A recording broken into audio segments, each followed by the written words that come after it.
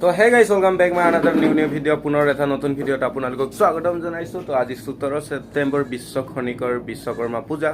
তো সকলোকে বিশ্বকৰ্মা পূজাৰ আন্তৰিক শুভেচ্ছা জ্ঞাপন কৰিছোঁ। লগতে বিশ্বকৰ্মাৰ ওপৰত এটা সৰু ভিডিঅ' মই বনাবলৈ ট্ৰাই কৰিলোঁ। চ' ভিডিঅ'টো চাওক আৰু কিবা যদি এটা হ'লেও কথা শিকিব পাৰে বা বুজিব পাৰে তেনেহ'লে ভিডিঅ'টো লাইক কৰি দিব নাপাহৰিব, চেনেলটো ছাবস্ক্ৰাইব কৰি দিব। তো আহক আজি আমাৰ ভিডিঅ'টো আৰম্ভ কৰোঁ।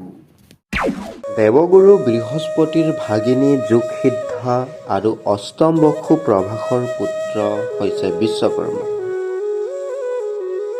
হিন্দু ধৰ্মত বিশ্বকৰ্মাক বিশ্বৰ নিৰ্মাতা আৰু দেৱতাসকলৰ খনিকৰ বুলি বিশ্বাস কৰা হয়। বিশ্বকৰ্মা পূজা প্ৰতি বছৰে ভাদ মাহৰ সংক্ৰান্তি বা কন্যা সংক্ৰান্তিত পালন কৰা হয়।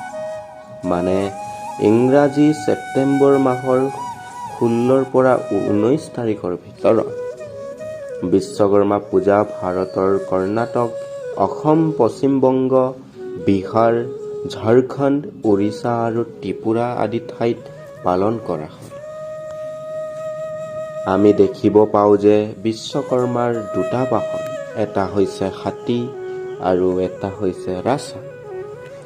আমি সচৰাচৰ দেখিব পোৱা বিশ্বকৰ্মাৰ বাহনটো হৈছে হাতী, যিহেতু আমি পূব ভাৰতত থাকোঁ, আৰু উত্তৰ ভাৰতৰ বিশ্বকৰ্মাৰ বাহন হয় ৰাছা।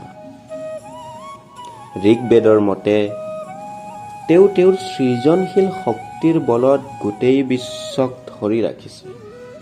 তেওঁক দেৱশিল্পী হিচাপেও অভিহিত কৰা হয়, কাৰণ তেওঁ লংকা নগৰীৰ নিৰ্মাতা। ইয়াৰোপৰি তেওঁ বিষ্ণুৰ সুদৰ্শন চক্ৰ, শিৱৰ ত্ৰিশূল, কুবেৰৰ অস্ত্ৰ, ইন্দ্ৰৰ বজ্ৰ, কাৰ্তিকৰ শক্তি আদি তেওঁ নিৰ্মাণ কৰিছিল।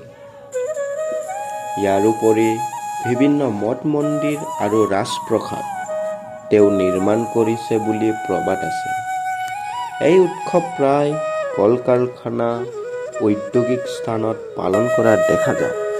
তথাপিও বৰ্তমান সময়ত এই উৎসৱ সকলোৰে ঘৰে ঘৰে পতা আমি দেখিব পোৱা যায়।